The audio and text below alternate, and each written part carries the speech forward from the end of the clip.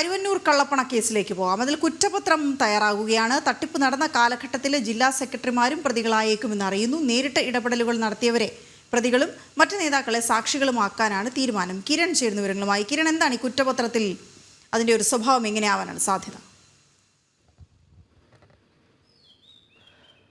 വീണ, ഈ കരുവന്നൂർ സഹകരണ ബാങ്കിലെ തട്ടിപ്പുമായി ബന്ധപ്പെട്ട് നേരത്തെ മുൻ മന്ത്രിയായിട്ടുള്ള കെ രാധാകൃഷ്ണൻ അടക്കമുള്ള ആളുകളെ ചോദ്യം ചെയ്തതിന് ശേഷമാണ് ഇപ്പോഴേതായാലും ഇതിലെ രണ്ടാം ഘട്ട കുറ്റപത്രം സമർപ്പിക്കാനായിട്ട് ഇ ഡി തയ്യാറാകുന്നത്. ഏതായാലും നേരത്തെ ഈ തൃശ്ശൂർ ജില്ലാ സെക്രട്ടറിമാരായിട്ടുള്ള CPM-ന്റെ മുൻ തൃശ്ശൂർ ജില്ലാ സെക്രട്ടറിമാരായിട്ടുള്ള ആളുകളെയൊക്കെ ചോദ്യം ചെയ്തിരുന്നു. ഇതിൻ്റെ കൂടി അടിസ്ഥാനത്തിൽ ഇവരെ കൂടി പ്രതി ചേർക്കുകയോ അല്ലെങ്കിൽ ഇവരെ സാക്ഷിയാക്കിക്കൊണ്ട് മാറ്റിക്കൊണ്ടായിരിക്കാം ഏതായാലും ഈ കുറ്റപത്രം സമർപ്പിക്കുക എന്നുള്ളൊരു കാര്യം തന്നെയാണ് മനസ്സിലാക്കാൻ സാധിക്കുന്നത്.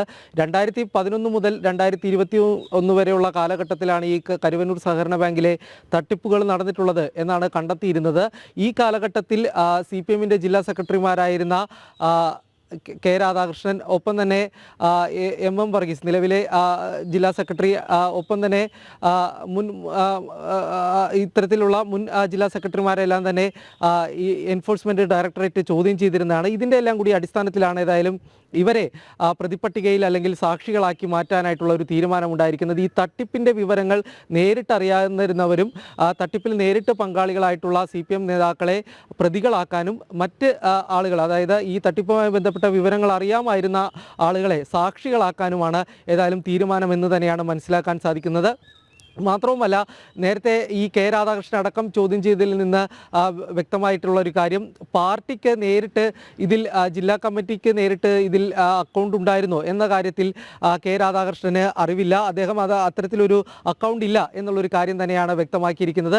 എന്നാൽ ലോക്കൽ കമ്മിറ്റികൾക്കോ ഏരിയ കമ്മിറ്റികൾക്കോ അക്കൗണ്ട് ഉണ്ടാകാനുള്ള സാധ്യതയും കെ രാധാകൃഷ്ണൻ തള്ളിക്കളയുന്നില്ല. അതുകൊണ്ട് തന്നെ കെ രാധാകൃഷ്ണൻ ഈ സംഭവവുമായി ബന്ധപ്പെട്ട് നേരിട്ടുള്ള അറിവുകൾ ഉണ്ടായിരുന്നില്ല എന്നുള്ളൊരു വിലയിരുത്തൽ കൂടിയുണ്ട്. അതുകൊണ്ട് തന്നെ കെ രാധാകൃഷ്ണനെ ഈ കേസിൽ സാക്ഷിയാക്കാനുള്ള സാധ്യത തന്നെയാണ് വ്യക്തമാകുന്നത്. വീണ. ഓക്കെ, ശരി കിരൺ.